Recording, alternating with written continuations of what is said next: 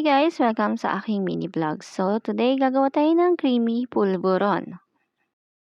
Isa ito sa mga hobbies ko na nagpapasaya sa akin. So, ayan. It's me, Mami Van Van. Feeling magaganda na naman today. So, ayan. Ito nga pala yung ginawa kong egg tart kagabi at pinang-aalmusal ko siya ngayon. So, ayan. Pambenta ko rin siya kasi ang sarap sa pakiramdam kapag meron kang pinagkakakitaan. So, ayan na, aayusin ko na yung aking gagamitin. So, dapat hindi talaga dapat mawawala ang kape. So, ayan. Isa ito sa stress reliever ko talaga. Kasi bilang housewife, syempre, na hindi masyadong lumalabas ng bahay. So, isa ito sa nagpapalipas ng oras ko. And super thankful din kasi ako dahil umattend ako ng training ng bread and pastry dahil mas nag-boost yung confidence ko na ituloy itong pagbe-bake ko dahil matagal akong nahinto. So, ayan. Puwede kayong gumamit ng margarine sa pulburon guys, pero ako preferred ko yung butter.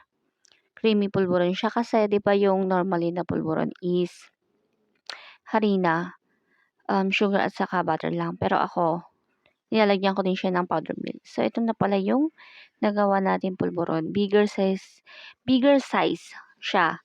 So, ayan, pinalamig ko muna siya bago ko siya i-pack. And then, ito yung pinakagustong-gusto kong part, yung mag-repack.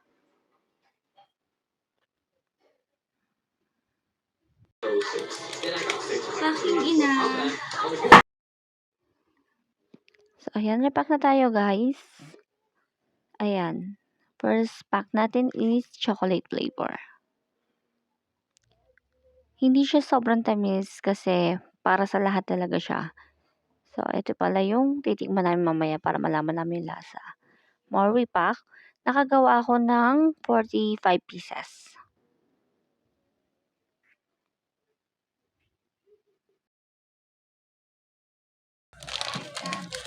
Classic chocolate cookies and cream. So, ayan. Dahil titikman na namin siya, marami ng abangers sa paligid ko. So, dalawa lang pala sila. Yan, tinikman namin para malaman namin yung lasa niya. Hindi siya nakakaumay kasi sobrang sakto lang yung lasa niya. Hindi siya matamis, hindi rin matabang. So, ayan. Bili na kayo guys.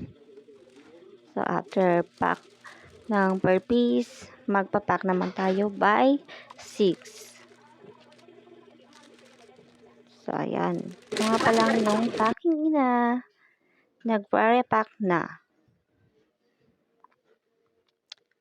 Gustong-gusto ko talaga mag-sideline guys kasi maluho din akong tao. Kaya, ayun. So, ayan. Nakagawa pala ako ng 7 packs ng by 6. So, yung pulburon ko guys is hindi maliit. Malalaki siya. So, after nito, after natin maglinis is, ayan. Isi-seal natin siya. Then, ilalagay natin siya sa ref para mas stable yung shape niya. So, ayan. Ito na nga pala yung finished product ko, guys. So, ayan. May sobra siyang 5 pieces. So, ayan. Sobrang happy ko pala, guys. Kasi kahit na nasa bahay lang ako, may pinagkakakitaan din ako. Especially sa katulad ko na maluho. So, kailangan talaga is kahit paano may pagkakakitaan ka para makatulong din naman, diba? So, ayan lang yung ating today's video. Thank you for watching. Bye-bye!